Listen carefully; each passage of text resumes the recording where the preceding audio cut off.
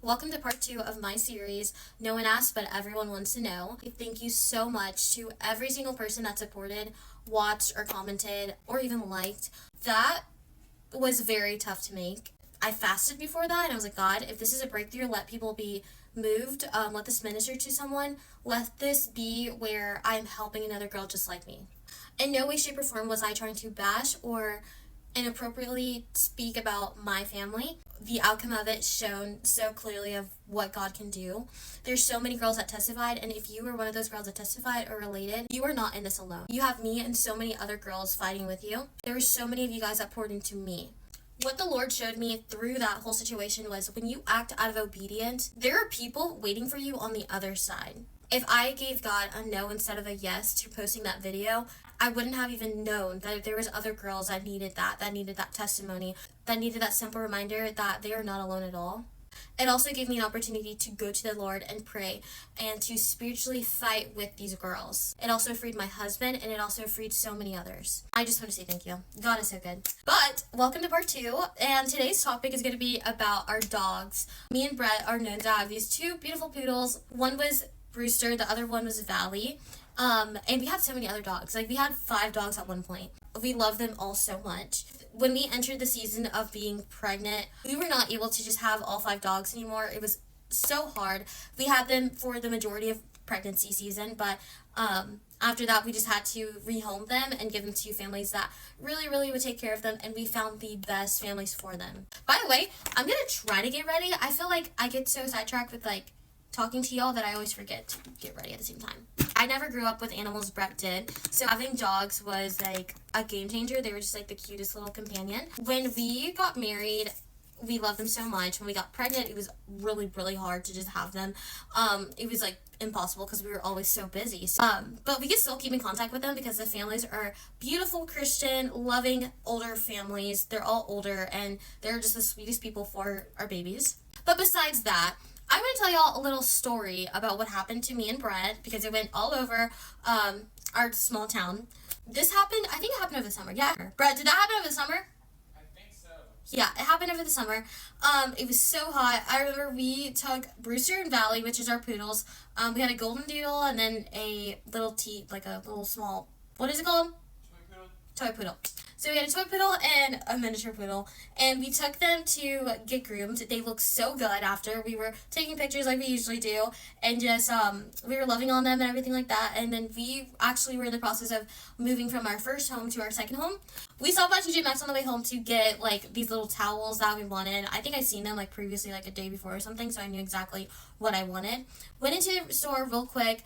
We didn't have leashes or anything with us, and I don't think we were able to take them into the store. I'm not sure. Now, our dogs are very spoiled. They were so spoiled to the point where, if we stepped out of the vehicle for 2 seconds, they're barking. If we stepped out to use the bathroom, they're barking. We run into the store. We get what we need. We go to checkout, and Brett's like, we should go check on the dogs. It was maybe 15 minutes max. All 4 windows were down, and we parked in the shade. So the dogs were just barking. They were barking since we got out. They even had water. They were fine. They were completely fine. Cold water, everything, right?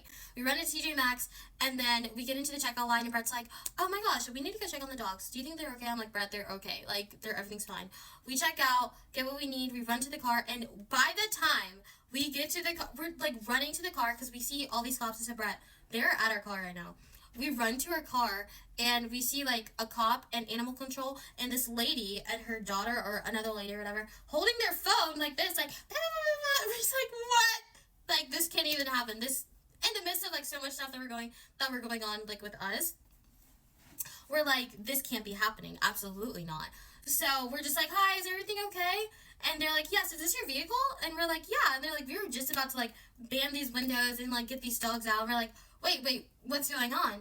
The lady's like, I called them, treating the dogs and all this stuff. She was on Facebook Live or something like that.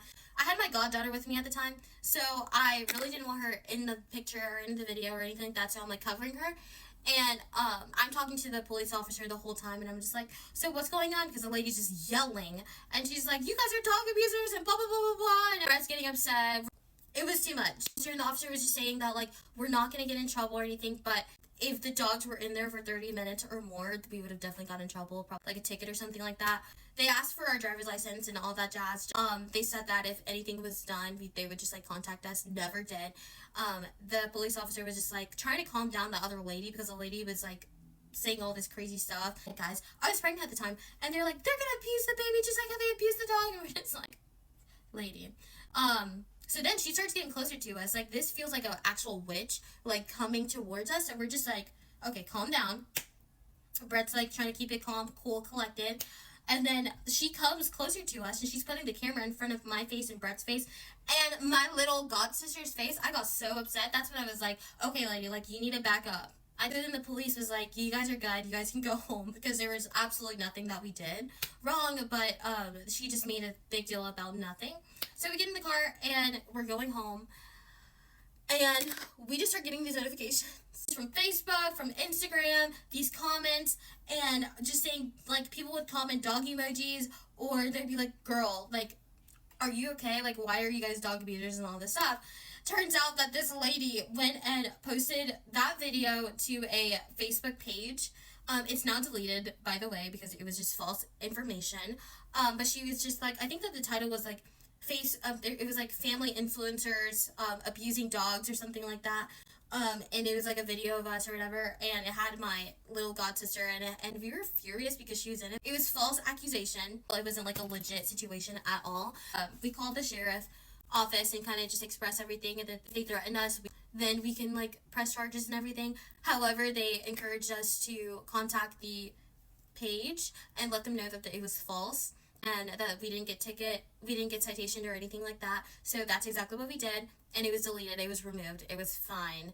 So many people sharing it, so many people shared it, so many people found out like so much information about us, like where I went to school. They didn't know where we actually worked out or anything like that. They just like said whatever. So it was pretty scary from there. They were like, I found their Facebook page, I found their this, I found like where they live and everything. But really, like, nothing is on the internet that says that private information. So it was like scary, but it was okay. It's fine. We were already in talks with another family about like just rehoming our babies, so it worked out perfectly. But it was just such a scary situation because we were like, what in the world? These people were out for blood. It was the craziest thing. I don't know if you guys ever been in a small town and seen Facebook in a small town, but that is exactly what it was. I don't know if we're ever gonna have like a actual kid ready with me. Long story short, let's like made sure that like we weren't, any of our information was exposed or anything like that, because that was that scary. The lady had people attacking our pages, attacking our comments, everything. But there was nothing that could have happened. They're like, they're going to jail, they're doing this, they're just making false accusations and everything like that. But nothing actually happened, Karen. So if you're watching this, we love you, and we hope that you know that Jesus loves you too. Yeah, so long story short, our dogs are no longer with us, but we still see pictures of them. We know that they're in great shape, great health, great care, and we can visit them anytime. But right now, they do not live here. I hope that you guys enjoyed this second part, and I love you guys so much. This is a reminder also to subscribe to our YouTube channel so that you guys can learn a little bit more about us. We are going to be talking more about so many great topics. I love you guys so much, and I'm actually going to get ready now. Bye.